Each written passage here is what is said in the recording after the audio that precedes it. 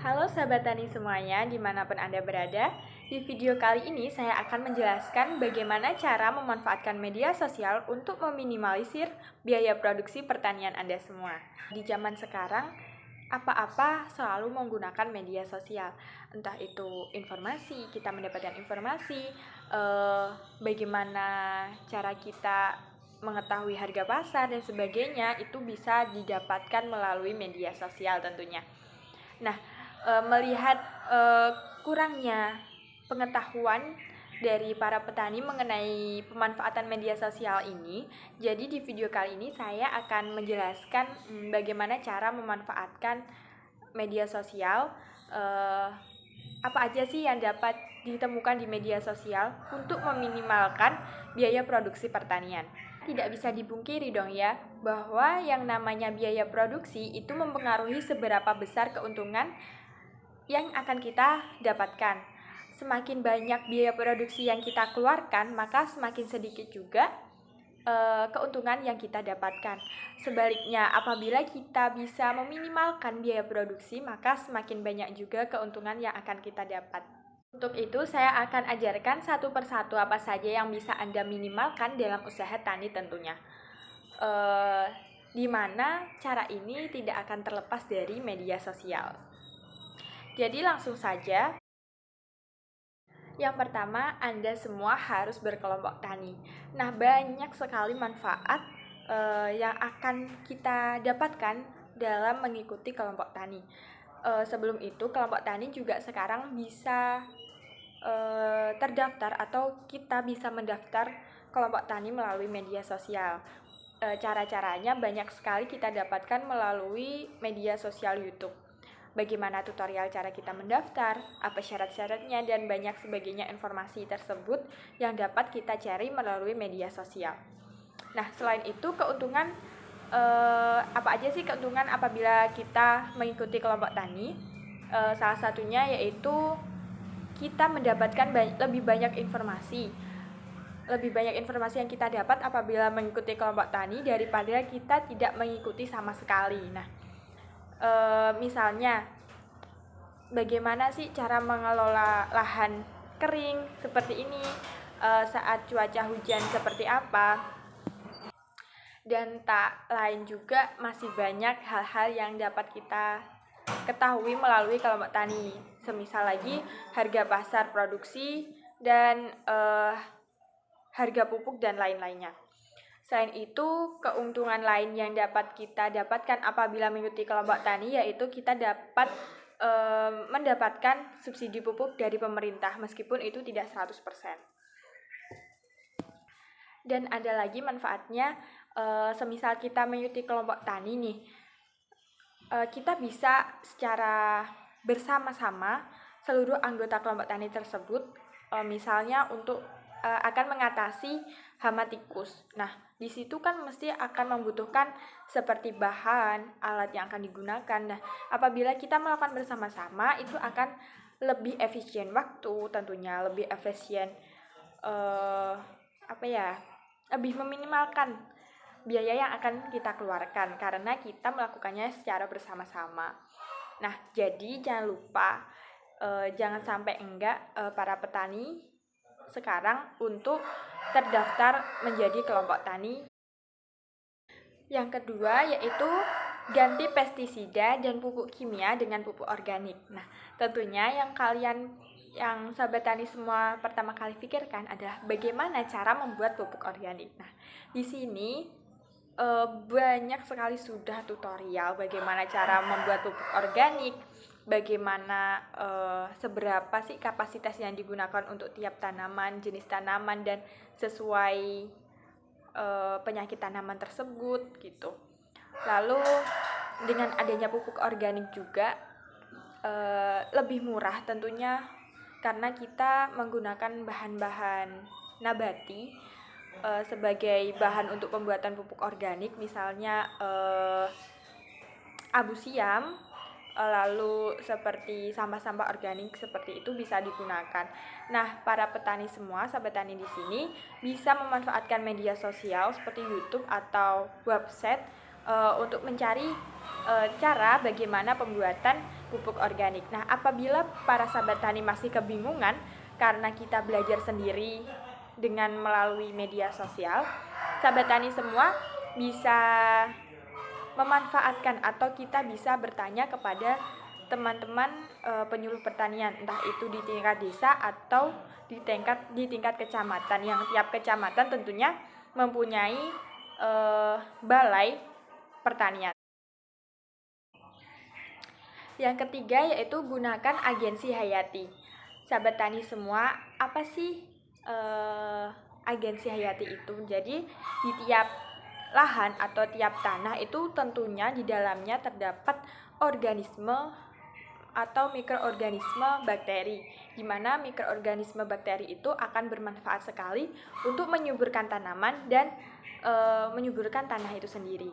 Sekarang banyak sekali petani yang menggunakan pestisida atau bahan-bahan kimia untuk bahan pupuk di tanaman tersebut, di lahan tersebut.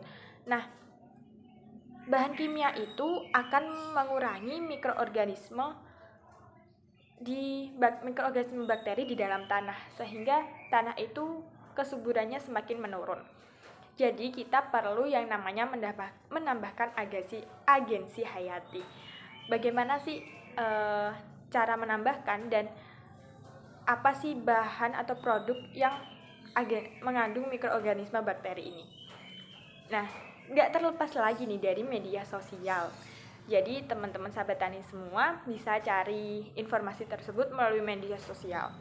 Nah, di sini saya mengambil satu contoh produk mikroorganisme bakteri, yaitu Trichoderma. Jadi Trichoderma ini adalah salah satu produk yang dapat digunakan dalam agensi hayati pada tanah atau lahan. Trichoderma ini termasuk produk yang harganya sangat murah, di mana satu kemasan itu bisa digunakan untuk seluas banyak hektar gitu. Jadi satu produk ini bisa menghasilkan olahan atau adonan itu yang banyak. Nah, di sini teman-teman semua, nanti sahabat tani apabila sudah berkelompok tani, tentunya banyak anggota di dalamnya, dengan hanya membeli satu produk Trichoderma, nah itu bisa digunakan untuk bersama-sama. Itu akan meminimalkan biaya produksi.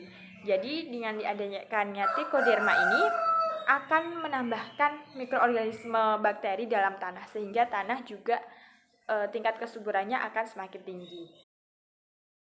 Yang keempat yaitu gunakan peralatan tani bikinan sendiri. Nah, sekarang banyak sekali ditemukan yaitu TTG atau teknologi tepat guna. Nah, para petani semua di pedesaan juga sudah banyak yang menggunakan atau memanfaatkan TTG ini sebagai alat bantu untuk melakukan pertanian seperti itu. Jadi daripada kita membeli teknologi yang tentunya teknologi modern yang itu harganya akan lebih mahal, jadi kita bisa menggunakan TTG ini. Dengan kita bisa membuatnya sendiri, lalu bahan-bahannya juga terbilang harganya lebih murah seperti itu. Apa aja sih contoh TTG yang bisa para sahabat tani buat? Yang pertama yaitu alat tanam jagung. Nah, alat tanam jagung ini bisa memudahkan sahabat tani semua dalam penanaman bibit jagung. Nah, dengan adanya alat ini yaitu akan memanfaatkan keuntungannya yaitu lebih efisien waktu, dan tentunya tenaga yang dikeluarkan juga akan lebih sedikit daripada kita harus apabila dibandingkan dengan kita tanpa alat tersebut gitu. Lalu yang kedua, alat pemupukan. Nah, alat pemupukan ini juga bisa dibuat sendiri dengan bahan-bahan yang mudah didapatkan. Untuk tutorial atau bagaimana sih cara pembuatan alat-alat ini, itu bisa dicari melalui media sosial. Di YouTube misalnya itu sudah banyak sekali tutorial bagaimana cara pembuatan alat-alat pertanian seperti itu. Dengan adanya alat ini akan mengurangi waktu yang kita gunakan untuk bekerja, sehingga kita bisa secara cepat pulang ke rumah, entah itu untuk beristirahat atau kita bisa untuk bekerja yang lainnya, sehingga tidak menghabiskan waktu lama dan kita bisa menghasilkan pundi-pundi rupiah dari pekerjaan yang lainnya. Yang kelima yaitu lakukan win-win solution atau lakukan prinsip sama-sama untung. Banyak sekali sekarang ditemukan, tentunya saya berhubung di sini dari Jawa. Nah, di Jawa sendiri itu banyak sekali para petani yang menggunakan prinsip ini, di mana saling menguntungkan gitu. Kita seharusnya mengeluarkan uang untuk memberikan upah kepada pekerja. Nah, di sini kita bisa membagi hasil produksi kita untuk mengganti upah uang tersebut kepada pekerja gitu. Contohnya itu banyak ditemukan, misalnya ada petani padi di sini ingin memanen padinya. Nah, seharusnya di sini mengeluarkan uang untuk jasa para pemanen. Nah, di sini bisa kolaborasi dengan peternak sapi. Nah, peternak sapi di sini akan membutuhkan jerami dong ya tentunya. Nah, peternak sapi bisa menolong petani padi untuk memanen padinya dengan tukeran. Nah, petani padi yang seharusnya memberikan uang di sini bisa diganti dengan memberikan jerami untuk peternak secara cuma-cuma seperti itu. Jadi petani tidak usah mengeluarkan uang untuk jasa panen. Nah, peternak sapi tidak perlu mengeluarkan uang untuk membeli jerami seperti itu.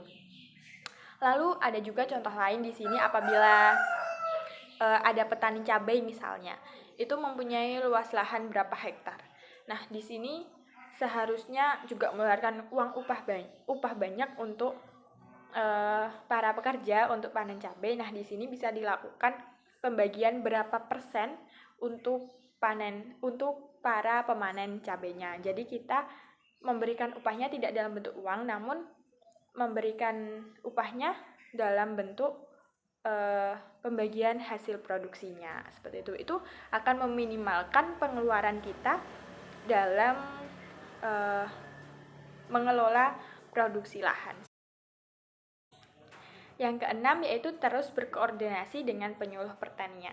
Di sini seharusnya banyak banget yang dapat kita dapatkan dari para penyuluh, misalnya informasi, pengetahuan teknologi, bagaimana cara kita mengolah tanahnya, bagaimana kita mendapatkan alatnya, bagaimana cara pemupukan yang benar. Nah, itu kita dapat temukan ya dengan cara kita berkomunikasi dengan para penyuluh seperti itu. Jadi para penyuluh ini kalau dalam artiannya itu adalah sebagai guru untuk para petani. Jadi dengan adanya penyuluh, petani itu akan tahu bagaimana cara meminimalkan resiko yang akan terjadi dalam proses pertaniannya, bagaimana cara mengatasi resiko tersebut gitu.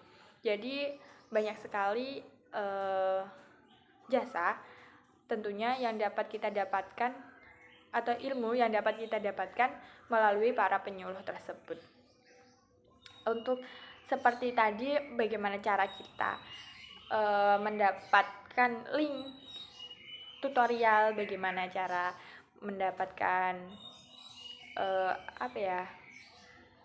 trichoderma seperti itu, lalu bagaimana link bagaimana cara kita bisa membuat alat-alat pertanian. Nah, lalu kita bisa mengetahui harga pasar di daerah mana, di tingkat apa gitu. Itu bisa bertanya melalui para penyuluh tentunya. Nah, para penyuluh juga bisa ditanya bagaimana cara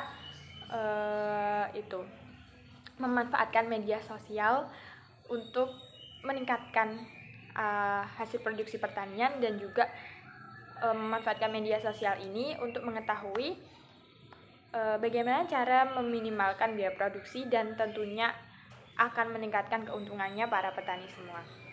Nah, jadi cukup itu 6 cara bagaimana kita meminimalkan biaya produksi dengan memanfaatkan media sosial. Semoga apa yang sudah saya sampaikan memberikan manfaat untuk sahabat tani semuanya. Ucapkan terima kasih. Wassalamualaikum warahmatullahi wabarakatuh.